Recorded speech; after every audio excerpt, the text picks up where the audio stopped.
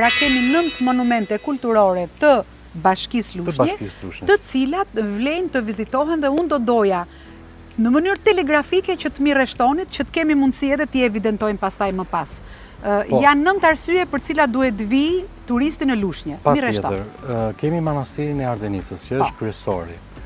Është kisha e Kadipashe që po rrugullohet, kisha e Toshkëzit, kisha e Bishqethmit, kisha e Krutës së Sipërme, shtëpia muze, muzeu tjetër kemi gjithashtu, kemi terman e periudhës romake që është zbuluar në vitet 2000. Ku ndodhe? Ndodhet në fshatin Zjan, është një monument shumë i veçantë, është një ndër më të vjetrit në territorin e Bashkisë Lushnjës.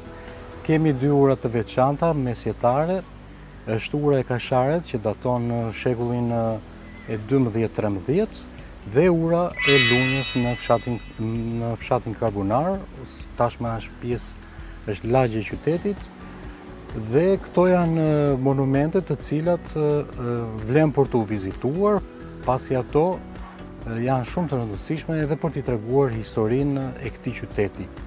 Ky qytet që dëshmin ose fillesat kryesore i ka në Kodrën e Sipërme, mbrapa nesh, dhe datohet qysh në vitin 1431, ku përmendet për herë të parë në burimet osmane me 15 shtëpi dhe rreth 100 banor. Pra duke kaluar në për shekuj me radhë, Lushnja arriti të zgjeroje dhe themi në fund të shekullit të 19 pati atë ngritjen kryesore kur u vendos dhe në prefektura, e cila në atë kohë ishte në Karbonar, po pastaj u spostua në qytetin e Lushnjës. Fiks në këtë periudhë kemi dhe një zhvillimin gradual të qytetit.